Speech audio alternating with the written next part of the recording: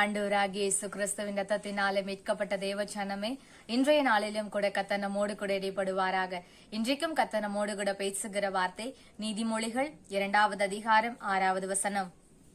கர்த்தர் ஞானத்தை தருகிறார், அவர் வாய் நின்று அறிவும் புத்தியும் வரும். ஆமாங்க, வசனம் இப்படியாக சொல்லுகிறது, கர்த்தர் ஞானத்தை தருகிறாராம்.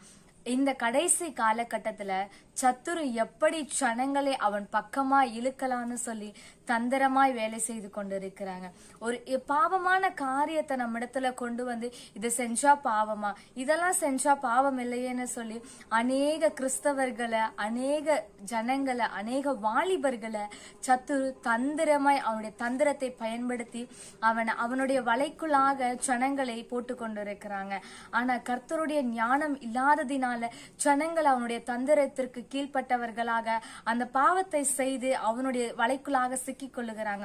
அதான் வசனம் இப்படியாக சொல்லுகிறது, கர்த்தர் அறிவை தருகிறாராம். நம்ம ஆண்டவர்கிட்ட கேட்கணும், ஆண்டவரே சத்ருவினுடைய தந்திரங்களுக்கெல்லாம் நாங்கள் எதிர்த்து நிற்க எங்களுக்கு உங்க அறிவு வேணும் ஏசப்பா.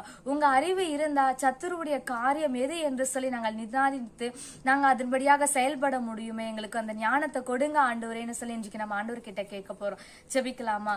பரிசுத்தமுள்ள எங்கள் நல்ல பிதாவே, சேனைகளின் தேவனாகிய கர்த்தாவே, உம்மை நாங்கள் துதிக்கிறோம், ஸ்தோத்தரிக்கிறோம் ஐயா. அப்பா, இந்த கடைசி காலத்திலே ஆண்டவரே அப்பா, சத்துரு எங்களுக்கு கொண்டு வருகிறதான போராட்டங்களை மேற்கொள்ளவும் ஆண்டவரே, அவன் எங்களிடத்துல ஆண்டவரே தந்திரமாய் கிரியை செய்து கொண்டிருக்கிறானே அப்பா, அவனுக்கு நாங்கள் எதிர்த்து நிற்கவும் ஆண்டவரே நீர் எங்களுக்கு அறிவை தருவீராகன்னு சொல்லி நாங்கள் செபிக்கிறோம் ஆண்டவரே. அப்பா, இதை பார்த்து செபிக்கிற ஒவ்வொரு பிள்ளைகளுக்கும் தேவ நீர் உம்முடைய ஞானத்தையும் உம்முடைய அறிவையும் கத்த நீர் கொடுத்து நடத்திடுங்கன்னு சொல்லி ஒப்பு கொடுத்து நாங்கள் செபிக்கிறோம் ஐயா.